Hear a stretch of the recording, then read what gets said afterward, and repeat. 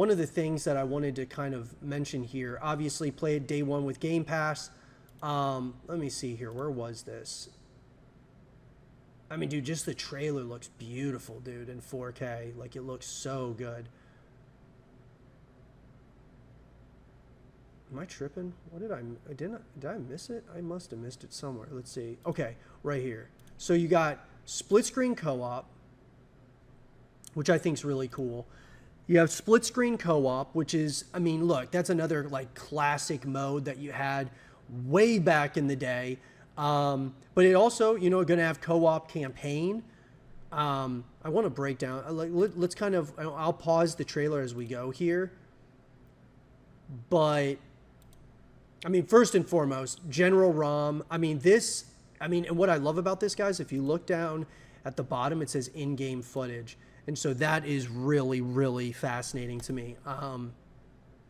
Love it's fully in-game, like in-engine. And the graphics, it looks so good. I mean, like, just look at this corpse. I mean, like, dude, this one thing, you know, Jeff and I were talking on the watch party. We were talking about how you could take like a screenshot of each frame, essentially, of the Gears of War Reloaded trailer, the official trailer. And I mean, it just, like I said, it looks in 4K quality, you know, 120 frames per second. It looks outstanding. Jeannie says, not mentioning the beta in the trailer was a misstep for sure. Yeah, you know, like I said, if I missed it, you know, it's on me for sure. But at the very end of the trailer, I didn't see where I mean, this would have been a perfect opportunity for the Coalition to announce the beta. Like, hey guys, the beta is available this upcoming weekend. And I just didn't see that. And so during the watch party, we were talking about that, Jeff and I was like, dude, this is a massive, you know, if they don't do a beta, that could be a real problem. Because for those of you who remember, Gears of War 2's multiplayer was unplayable at launch. And so when that came out, so we don't want an issue like that to happen. So a beta makes a ton of sense. And them announcing it on social media and not at the end of the trailer doesn't make a lot of sense to me, but maybe, who knows? Did they forget? I don't know. But nonetheless, we're getting a beta, which is awesome news. They also want to make sure E-Day is going to be a smash hit. I feel like this is the best way they could do it.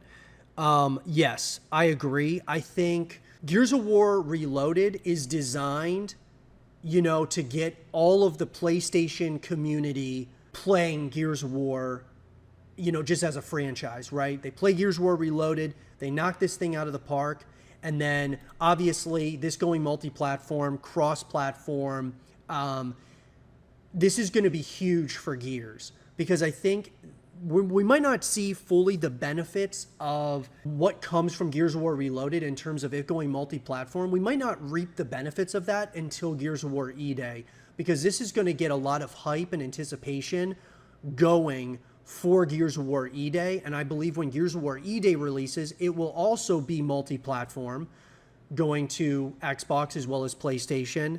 And so what would that look like? Well, what it's going to look like is Gears of War E-Day. If Gears of War Reloaded is knocked out of the park, Gears of War E-Day, if it releases on multi-platform similar to Reloaded, it will be the biggest Gears of War title of all time, and I don't even think it's going to be close. I really believe it is going to be that big, guys. It could be a significant game changer for Gears as a franchise. But yeah, just like the character models, like when you look at these character models, they look outstanding. I'm like, dude, when I think about it, I'm like, this is what Gears of War Reloaded looks like. And we saw the graphic fidelity of Gears of War E-Day. I think Gears of War E-Day is going to look outstanding. Now, we got to wait and see, like, you know, gameplay and things of that nature when that comes out. But, like, bro, I'm telling you, this looks so good. From the character models and even the way that Marcus looks in this trailer. I mean, I think Marcus looks great compared to, like, the cover art that they used. He doesn't look anything, in my opinion, like he does on the cover art as he does in the game. I don't know. Maybe it's just me. You know, I got a lot of people like were giving me a hard time about it. I made a video talking about how I didn't like the way that Marcus looked in the cover art for Gears of War Reloaded compared to the way he looked in Gears of War back in 2006. Like, I just thought they made him look a lot more slim, not nearly as menacing.